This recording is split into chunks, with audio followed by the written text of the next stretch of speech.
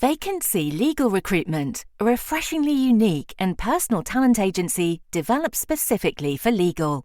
Dedicated to the sector and with extensive experience working across legal services and legal technology, we bridge the gap between your requirements and top-tier legal talent. Get in touch today and say hello at vacancy.co.uk. You're listening to the Today's Family Lawyer podcast, the leading source of daily news and insight for family law practitioners in England and Wales. Sign up to our free weekly newsletter at todaysfamilylawyer.co.uk and subscribe to hear all the latest news and views from across the family law sector. You can also follow us on LinkedIn and Twitter. Hello, welcome along to the latest Today's Family Lawyer podcast. Today I have Lucy Osmond, lead practitioner at Communicourt, on the podcast with me, talking about her role as an intermediary and how you support the courts, how you support, for example, litigants in person. We've seen a huge rise in the number of litigants in person in recent years, and ultimately how you support family practitioners as well. So thanks so much for joining the podcast, Lucy. Hi, David. Thank you for having me.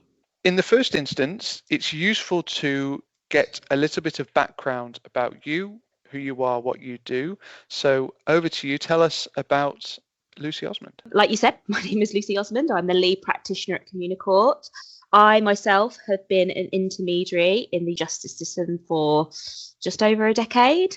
So facilitating communication between court users with communication difficulties and the courts. But now as lead practitioner, I have oversight of the intermediary service Communicourt delivers to HMCTS. And tell us about Communicourt as well. What is it that the business does that supports HMCTS? We provide intermediaries in both the criminal courts, the family courts and other jurisdictions. A little bit about the intermediary role, I guess. Impartial communication specialists. They are individuals, or we are individuals, that bridge the gap between a court user with communication needs and the professionals in court. And it's a very much a two-way process. We ensure the court user is understood by court professionals, but also the court professionals are understood by the court user. So ultimately, intermediaries are making sure that the communication process during proceedings is as complete, as coherent, as accurate as possible, so that everybody can participate fairly and access justice. I said before we started the recording, we've done a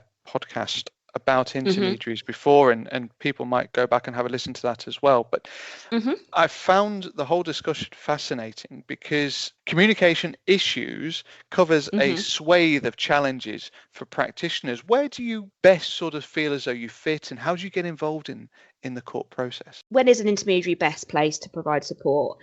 In circumstances where court users face communication barriers which impair their ability to effectively participate in the legal process that they're going through. This might include, for example, somebody who's been identified as vulnerable by the court, and that's often due to their age or a specific condition. It might be that they have a history of additional needs, or they have a specific diagnosis that's affecting their communication. So, for example, cognitive or developmental differences, like where a learning disability or neurodivergence can impact understanding or processing of language. Or it might be that there are some emotional psychological barriers. So, for example, anxiety, depression, other mental health conditions that can make communication in a high-pressured environment quite difficult. Although that being said, you don't need a diagnosis to make a referral to the intermediary service. In fact, I think more than half of Communicourt referrals, our service users don't have a diagnosis, but the solicitor has recognised a communication difficulty and made a referral. In fact, it's quite common for court users to have undiagnosed communication needs due to factors like poor access to services or education, that kind of stuff. In terms of where we fit in, what that might look like, particularly in the family courts, intermediaries assisting in standalone conferences with court users and their legal teams before hearings, assisting them with understanding the positions of others, including kind of the possible outcomes in the case and the implication of any instructions they might give, as well as kind of supporting the understanding of the actual process that they're part of, explaining each person's role, for example, as in many cases, there's often a revolving door of professionals in family cases, and also prep for the conventions of court, kind of the behaviour how people might be speaking, seating arrangements, all that kind of stuff, as well as kind of the different stages of proceedings, including what will happen, what they might need to do, what each type of hearing involves, and decisions that then need to be made on those occasions. Outside of that, and during the actual court hearing, it might be with the intermediary supporting court users directly to understand the thrust of the proceedings in real time,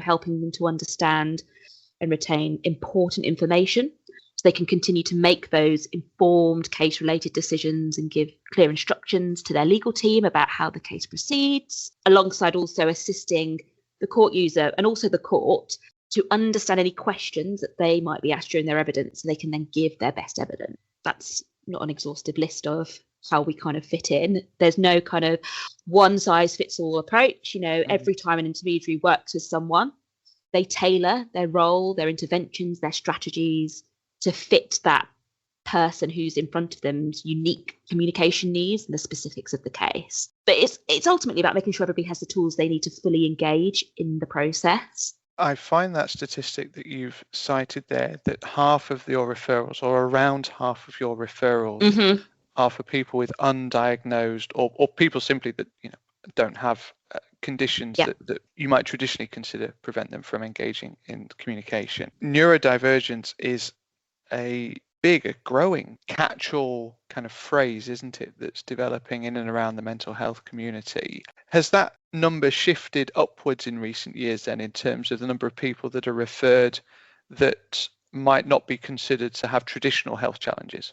In my experience, having been at Communicourt for the last decade, it's probably stayed quite static. Most of the time, we will meet a service user. There isn't a formal diagnosis, whether that's a learning disability, autism, ADHD, anything else. It might be that then a diagnosis comes due to the proceedings that they're part of. A cognitive assessment has been suggested and that kind of thing. But I've worked with many service users with no formal diagnosis, but communication difficulties of some kind for whatever reason. Although as intermediaries, we work with anybody with communication difficulties. You don't need a diagnosis. It doesn't matter what your diagnosis is or whether you have one. It's just about being able to assist somebody to access justice, specifically how they need to with their difficulties that they present with. Do you feel as though intermediaries are used as extensively as they should be? Are they used more than they need to be? Communicourt know from our data, the number of people being referred to our service has actually fallen quite dramatically in the family court. In short, the answer is no, we're not utilised as regularly as we could be.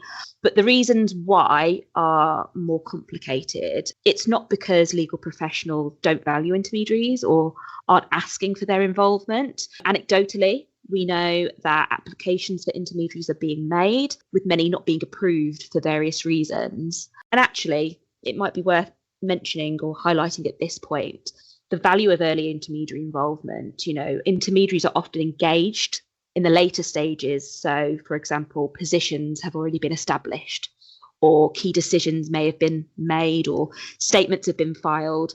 And actually, early involvement can better support a service user's understanding of the case, the evidence, the key decisions, ultimately can facilitate smoother communication and decision-making, allowing that time for effective working relationships to develop between intermediaries, the court user, the legal teams, and in some cases actually could help avoid the need for contested hearings, potentially saving the time for courts. The reduction of the referrals could be directly influenced by recent judgments from this year about the use of intermediaries in family court. And we are aware of some pending guidance from Sir Andrew McFarlane around the use of intermediaries, and we're waiting to see what that says. We absolutely appreciate the financial limitations within the family justice system, but ultimately our focus as an intermediary service is ensuring Article 6 rights to a fair trial are upheld, and all court users with communication needs are able to effectively access legal proceedings that will likely shape the course of their lives. Can you drill into those decisions that you referred to before in a bit more detail, and what guidance are we waiting for from Sir Andrew McFarlane? At the beginning of this year, there were two judgments, one from Justice Levin and another from His Honour Judge Williams, I believe. Levin set out that intermediaries in family cases should only be appointed if there are compelling reasons to do so, and it will be exceptionally rare for an intermediary to be appointed for a whole trial, and that intermediaries are not to be appointed on a just-in-case basis. Williams' judgment further considers that point raised by Levin, setting out that the test for intermediary use should be whether this is necessary to ensure a fair trial, and other adjustments the court can make should be considered when considering whether an intermediary is a necessary measure. That's almost a damning indictment of your involvement. Presumably, you pride yourself as an intermediary on being independent, being impartial. Absolutely. And yet here's a judge that there's an intimation that you're not providing that level of impartiality that's needed in the case. We've heard, over the last decade, criticisms like we just ask for breaks and things like that. But the role, I will argue, is more nuanced than that. Breaks are indeed an incredibly effective strategy for somebody with communication difficulties. However, intermediaries are tasked with translating complex legal language into simple, everyday terms and tailoring those communication strategies to the individual's specific needs. We provide a highly bespoke service, adapting our approach based on the person that's sat in front of us and the needs of the proceedings. Often our strategies are very innovative, they're on the spot. No two cases are the same. And actually the approach can change throughout the day, depending on the needs of the individual and what's happening in court. And arguably that is why it's impossible for legal professionals to manage those complexities whilst then also fulfilling their own role. And communication isn't just about speaking and listening. It's about understanding how information flows, where the breakdowns can occur. For example, somebody who can express themselves clearly might struggle with retaining large portions of information or recalling timelines. Many people don't realise that communication needs to go beyond speech. So intermediaries are integral to help identify those challenges and support individuals and the courts accordingly. Additionally, a great deal of intermediary work might be unseen in proceedings. Better the support provided behind the scenes, so in conference, outside of the courtroom, the less visible the intermediary's work may be to figures such as the judge in the courtroom. An example of this, an intermediary might be seen typing on their laptop in the courtroom, but here's what the court isn't going to see. They're not going to see that the intermediary has identified good literacy skills in that court user, but they've got difficulty processing lengthy portions of verbal information and understanding kind of less commonly occurring words, along with a diagnosis of anxiety. They've not seen the rapport building outside the courtroom, that trust has been established and strategies to support understanding have been explored. And so the intermediary has trialled, for example, typing short notes in real time to support the retention and the understanding of information. They won't have seen the emotional insight where the intermediary has recognised that a court user is very concerned about appearing stupid in court, and verbal explanations might increase anxiety further, which is going to affect their ability to process key verbal information as it's happening. They won't be able to see that in the courtroom, the intermediary is providing those live typed simplifications of key points in real time on a laptop screen using large fonts, short sentences. They've put break and don't understand cards on the table so that the service user can discreetly request support. They won't see that there's a fidget aid under the desk to support that emotional regulation, and that the intermediary is actively monitoring that attention, that emotional regulation throughout the proceedings. In court, you won't see out of court, in conference, the intermediary checking the service user's understanding, recapping those key points, simplifying the information from their legal team, using visual aids, creating a court diary, for example, with live notes for the service users to take home. It's those behind the scenes actions that are actually really crucial in supporting the individual's participation and ensuring effective communication throughout the proceedings. What's very clear is this is a multifaceted role. You've given some amazing insight into perhaps, even what practitioners who are listening to this don't fully appreciate about what you do. But here's somebody who's got to have some legal understanding first and foremost, which is critically important. And as you say, able to communicate what can often be quite complex legal language and concepts into something that's relatively straightforward and simple. You've also then got to be able to read situations, read people, understand different types of communication. What kind of training do you undergo as an intermediary to achieve what, as I say, is a really complex role? Our main role is to facilitate communication, so we don't need to be legal experts. Understanding the court process is important, so we can clearly explain those to people we support, but we're not lawyers in any sense of the word.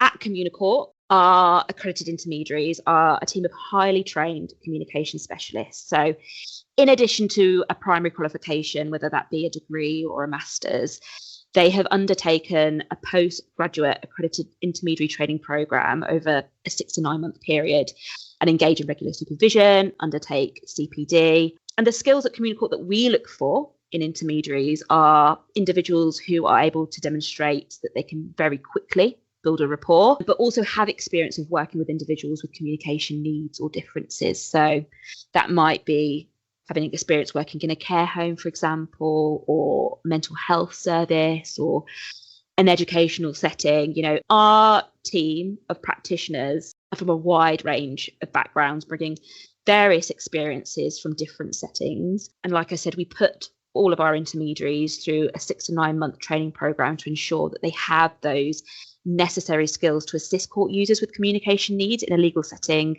in the way that we've both outlined there. And in terms of your geographical coverage and spread and who goes where, that kind of thing, presumably you can end up getting flung to all sorts of different parts of the country. Absolutely. We cover all of England and Wales. I remember times coming out of an assessment in Reading and then having to go to court in Cardiff and then having to go to Newcastle the following day. We touched on litigants in person at the start of the conversation. Statistics would indicate, we've written about it in today's Family Lawyer, that there is this rise in litigants in person. We've talked about all the associated challenges of finances that you face, never mind people going through the process. How much does that impact the work that you do? This is a challenge, as the intermediary role is quite limited when supporting unrepresented court users, so litigants in person. As we kind of touched on, we're not individuals that can provide legal advice or act as legal professionals since we're not actually trained in law. Our primary role, as I've said, is to facilitate communication, but we can only do this effectively when there is a legal professional involved in the discussion. Intermediaries can still assist in these situations, but we'll often ask the court to identify an impartial, legally trained professional to be part of the process of ensuring the service user's understanding of the proceedings.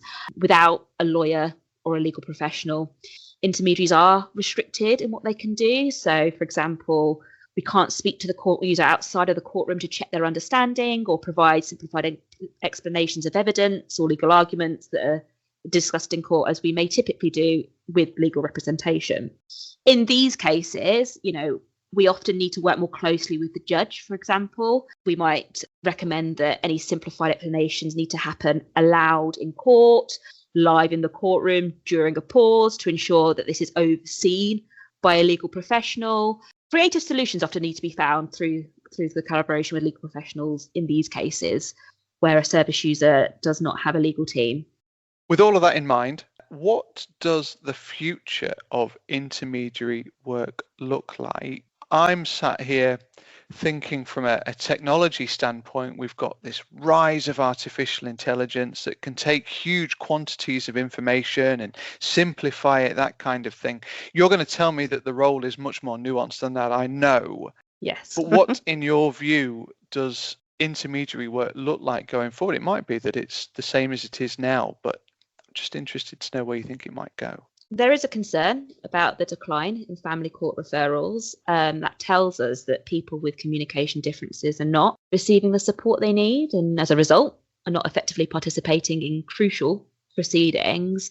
They're going through some of the most life-changing situations they're ever going to face, making it all the more important that they have that proper support to fully understand and engage in the process. Anecdotal feedback from intermediaries who are in the courts every day suggests a significant lack of understanding about the role, how intermediaries can support the courts, the value they bring. And as I've kind of touched on a little bit before, internal information that we've gathered shows how intermediaries can save the court time, money, for example, ensuring an individual understands their situation, the implications of their decisions or their actions. Proceedings can be more efficient and potentially shorter because they're able to make more informed choices and things progress a bit more swiftly. I think ultimately the future of intermediary work relies on increased recognition of our value, helping users fully participate, making proceedings more efficient, ensuring that justice is accessible to all. Because I think without that understanding, intermediaries are at risk as being seen as a tick box exercise. In terms of AI and how that feeds into things, AI can't build a rapport with a service user. AI can't identify any of those kind of on the hoof changes in somebody's presentation or needs. There isn't a project that you can just pull off the shelf and deliver to somebody with a communication difference or need, because there is no one size that fits all. And there's no one size that fits all throughout the whole of the proceedings. Things will change, things will happen to impact. Intermediaries provide a highly bespoke service every time they meet with a service user, and having to adapt their approach, whether that's daily, hourly, for the individual that they're assisting to the proceedings that they're part of. And arguably, AI might be able to create some simple notes, but it might not best support that service user in that moment for what they need to be able to access the proceedings that they're part of. For what it's worth, my own view is that artificial intelligence will augment these sorts of roles. It will enable you as a professional to take that information, and it'll help you in some way to present that to a service user. But I'm inclined to agree with you that there's a lot more nuance to body language, to the tone of somebody's voice that may not get picked up. We have hit the end of the podcast, end of the time that we have together, Lucy. I would love to get you back on at some point to explore all of those communication points that you alluded to in the middle of the discussion. But for the time being, it's been great to have you on, and I really appreciate you coming on to share your insight and expertise. Thank you. Thank you. Thank you for having me. The Today's Family Lawyer podcast is available on your preferred podcast provider. It's also available on todaysfamilylawyer.co.uk. My thanks to Lucy. Thank you as ever for listening, and we'll see you again soon. You're listening to the Today's Family Lawyer podcast, the leading source of daily news and insight for family law practitioners in England and Wales. Sign up to our free weekly newsletter at todaysfamilylawyer.co.uk and subscribe to hear all the latest news and views from across the family law sector. You can also follow us on LinkedIn and Twitter.